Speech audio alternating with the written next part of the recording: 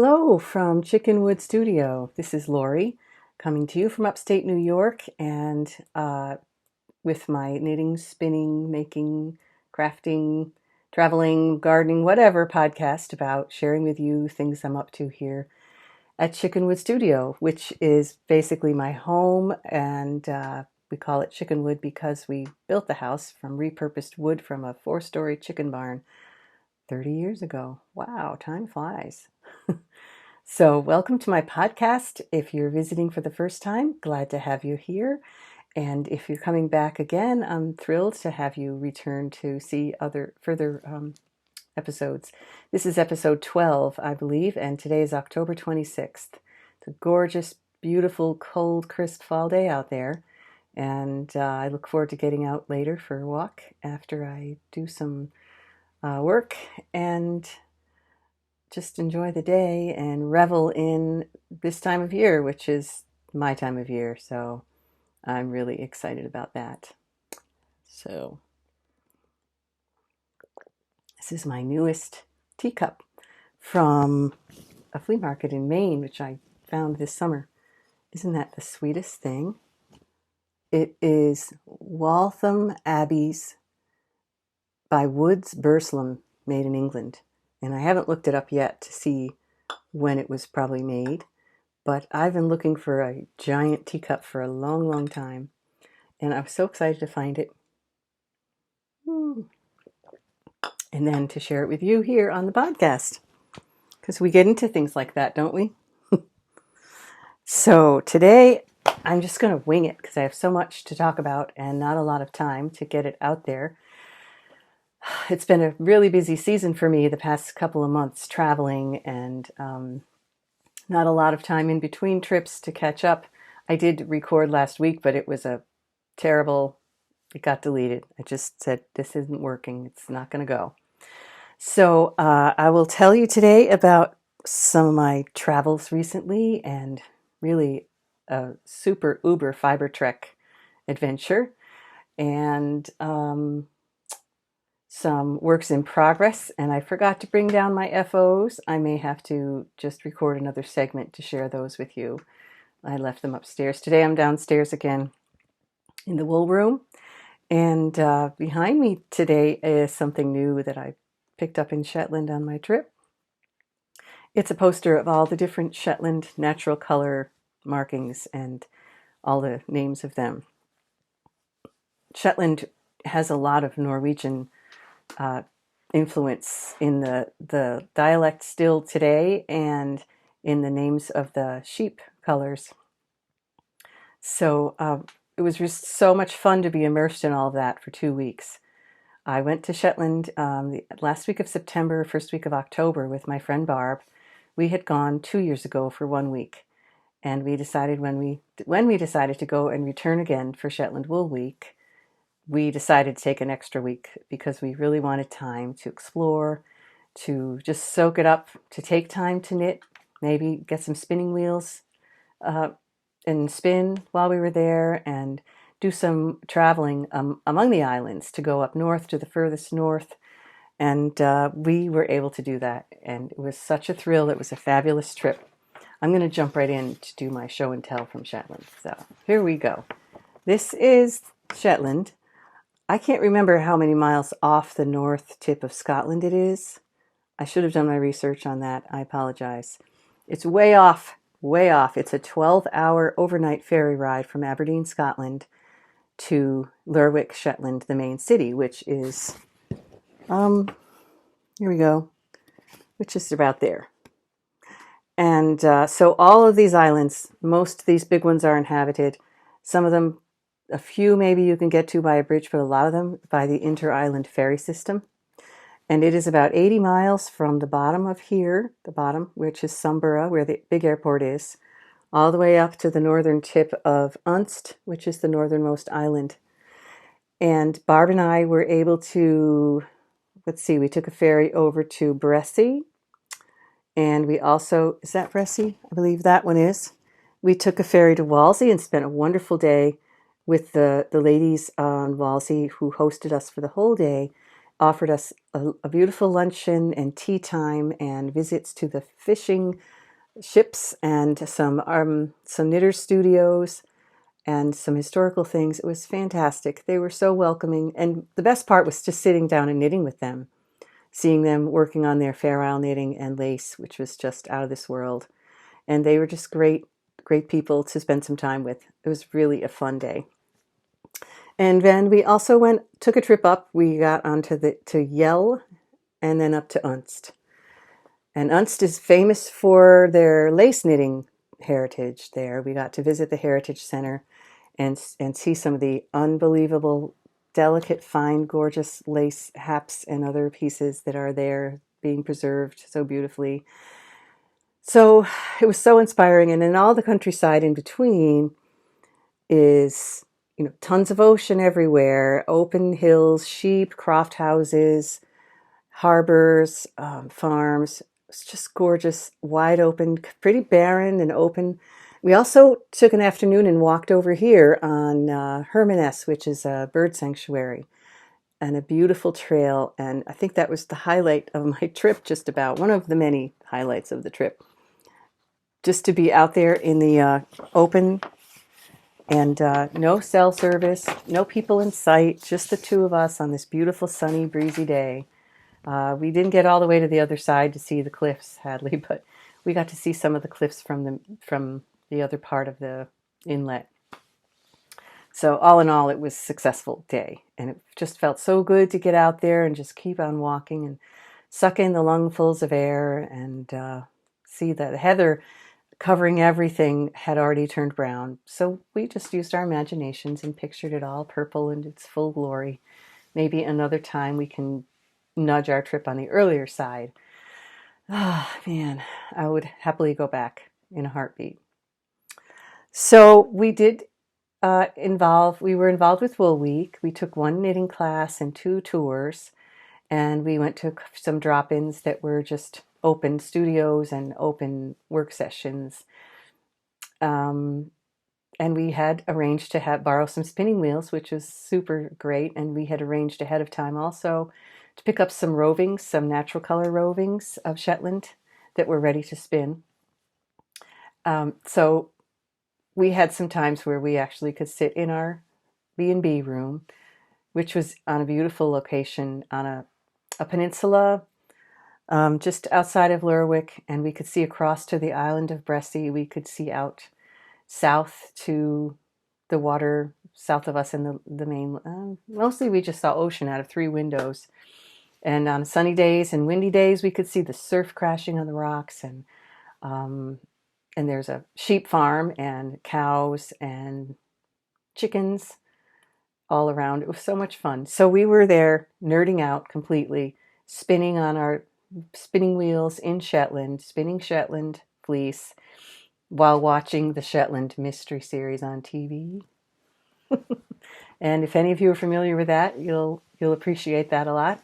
We found Jimmy Perez's house, which was exciting. If you're not familiar with that, that's a series based on a series of books written by Anne Cleves called Shetland. She also wrote the books that the series Vera is about, Vera Stanhope. And the Shetland one takes place in Shetland, and the lead detective is from Fair Isle originally. And so there's just all kinds of familiar things throughout the stories, and they're cool stories too, really enjoyable to read, and the TV series is great. And unfortunately, I think it's only out with British format. Pardon me. But my daughter switched one of our laptops over so we could see British format DVDs.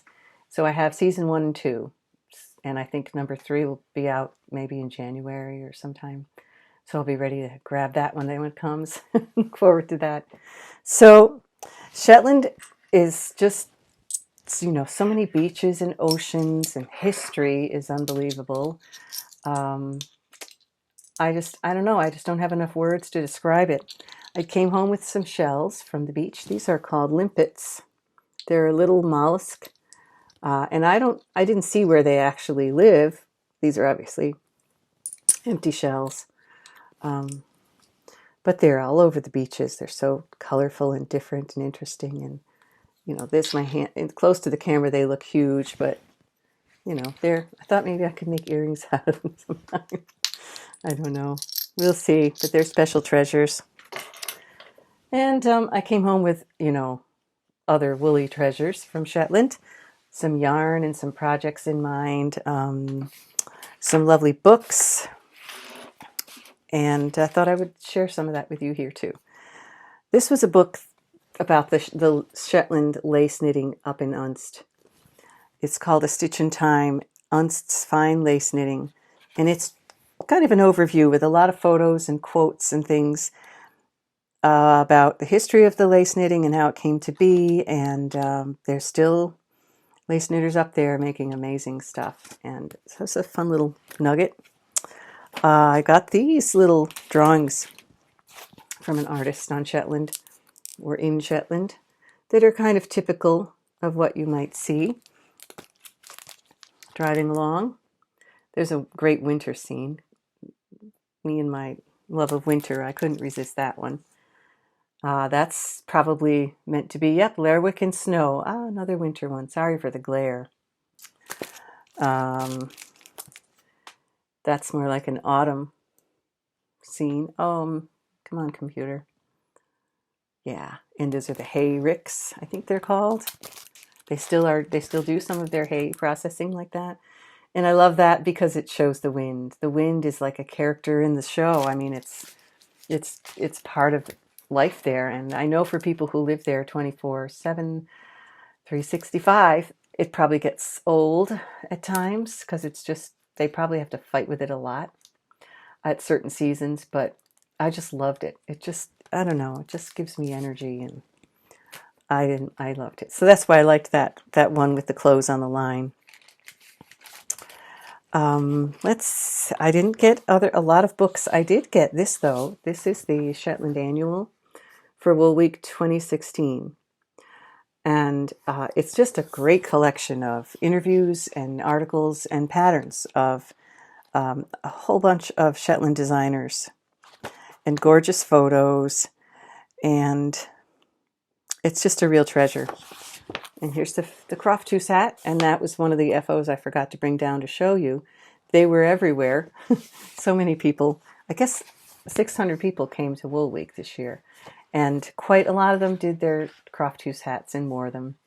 And that was a lot of fun to see, and I enjoyed wearing mine as well. Look forward to it. I have to shrink it down a little bit.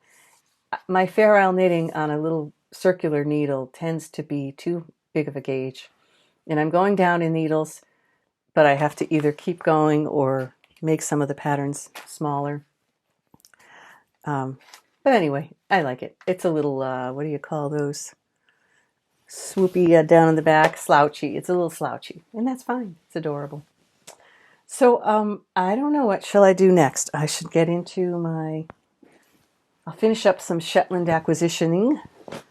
And also, I wanted to mention, I managed to come home with an extra copy of the annual, and I think I will offer the extra one as a prize in my Ravelry group, Chickenwood Studio podcast group over on Ravelry. If you want to hop over there and join us, and I'll put a thread out there after I post this episode with a question to ask you, and at a certain point, maybe I should determine that now. I would say after a month. Today is, I'll say at Thanksgiving. By Thanksgiving Eve, I will close the thread and then do a random drawing from all the responses, and I'll let you know who won. That gives just a month, so I think that would be plenty of time. And then you can, if you win it, you can enjoy your copy of the Shetland Annual and start dreaming of Shetland and perhaps planning your own trip to Shetland next year. Be great. So Barb and I were doing some spinning, as I mentioned, and we got a variety of natural colors.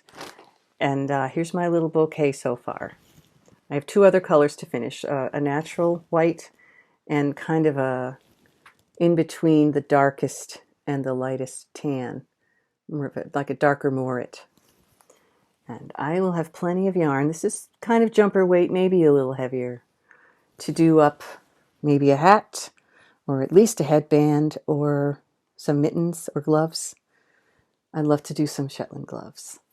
So it's really pretty nice. It's really nice. It's not pretty nice, it's really nice. It's gorgeous. I look forward to working with my hand spun. So of course we went shopping to Jameson and Smith. They're right on the main road, not far from the ferry terminal down there, up there, over there, whatever. And I had a few leftover colors, and I picked up some new colors to finish up so that I could start knitting my Piri Fleurs. This is a Kate Davies design. I think it's, I don't know if it's in colors of Shetland or not. For some reason, I don't think it is. I can't remember. I'm sure you can find it on Ravelry. And I'm knitting it on the long pins and the knitting belt, which is, you may have probably heard about the knitting belts a lot lately, the Shetlanders' traditional method of doing their knitting. They generally have just 2 needles for the stitches, and then the other needle for working. And this needle goes in the belt. It's anchored there, so all you have to worry about is, moving your yarn and doing your stitch over here. And as you finish all those stitches onto this needle, you have the other one free, and you rotate. And after you get used to it, it can be a very comfortable, comforting kind of knitting method. And I find that my gauge is a little more consistent and smaller and more dense, and I like that, especially for a hat. So we're on the decreases now, and this is going to be a Christmas gift for my daughter. And forward to finishing that up, because I picked up yarn for the rest of the family for hats for Christmas. I was really overzealous with my plans for holiday knitting. Every fall I say, I'm not going to do that this year. It takes too long. I get too stressed, and I'm all set up to do it again. But we'll see how it goes. Presents might be late. So I picked up a bunch of natural colors plus a few other colors for, where's my big bag? Oh, yarn. I didn't bring it in, did I? Well, anyway, I think I'll have to do that. I'll do another segment and show you all the jumper weight yarn, maybe bring it in. Another work in progress, which is not Shetland yarn. This is from some hand spun that I shared with you last episode, I think. It was called Vacation, and I started some socks, 2 at a time on Magic Loop, and I think these are 2.5, maybe 2.25. They're pretty small. I love to do socks on a really tiny needle for tight gauge. This is a pattern from, what was her name? Oh boy, Charlene Church. Her first book of sock patterns. It's called the Basket Weave Rib. And it's pretty easy to keep track of where you are. For the under part of the instep, I did some ribbing just to snug that part up a little bit. I felt like this was getting a little loose just because it's like kind of a broken rib. So I think I love a snug sock. So those are coming out really nice. I'm pleased with the way the yarn is. They don't match, of course, exactly, but that doesn't matter to me. I kind of like them to be different as long as they coordinate with each other. And I think they will. So there are a bazillion other works in progress, but I'm not going to report on them because I've done nothing on them since I saw you last, or you saw me, or whatever. I thought I will talk a little bit more about sewing things. Today I'm wearing my Anne Carolyn smock, which was a pattern by Ellen Mason, Eau de Cire in Ravelry. This was like my wearable muslin. It's just some quilting cotton. Just here's the top. It kind of just a few gentle gathers, the smock part. Sleeves are plenty long, but not too long. It just fits really well. I'm really pleased with it. So I look forward to doing another one of those. And while I was, AWOL, I did another sewing project. I did Sonia Phillips dress number 3. And I picked up some linen rayon blend, I believe, from Joann's shop. And it was kind of lighter than the other ones I had used before that I purchased at Clementine. So it was just kind of a lightweight, and it was sort of gray. So by the time I was done, the thing just sort of looks like a potato sack on me. I'm sad to say, or a hair shirt of some kind. It's just gray and it's kind of plain, and I don't know. I might have to do some tweaking with that one to make it wearable, because it feels great on. I love how the pattern feels, and it fits well. And so we'll see. I guess I'll call that my wearable muslin for dress number 3 and try that again. I did learn. I always learn something, and that's what I really like about sewing, that these little side vents were not as hard as I'd anticipated. So there's so much fear in crafting, isn't there? And that fear slows you down and keeps you from moving forward. It kind of paralyzes sometimes. And I just think it's great when you can gather up your courage and determination to just say, read the directions or get help, but move along and pick up some new skills, and then you have more in your basket for future things. One of the next things in my sewing queue, as we put it, is this cute little pattern that I got from Clementine in Maine. She had some samples on a rack there, and see, I love the back of this apron. It's so neat. So might have some fun with that. Find some fun fabrics and put that together soon. Not really soon, because traveling again. I have been to Maine and then Shetland and then Maine one more time this past weekend. And then next weekend I'm traveling to South Carolina to visit a friend who moved down there, who I haven't seen in a year and a half. So I'm really looking forward to that, in spite of the fact that it'll be mid-80s and humid. But then I get to come home. Hopefully it'll still be cool here. Was there anything else? Oh, here's one more work in progress next to me that I wanted to show you, because at Shetland I was inspired to just really whack away at this thing. Excuse me. And this is my Pt.1 waistcoat, which is a Hazel Tyndall design.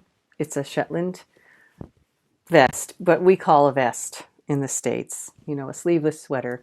And it will be a sleeveless cardigan. So I have a steek here for the center and steeks for the armholes. And I am just about, no, I found out, I thought I was almost done. And then I realized, no, I wasn't. I have a couple more inches to do up to the shoulders.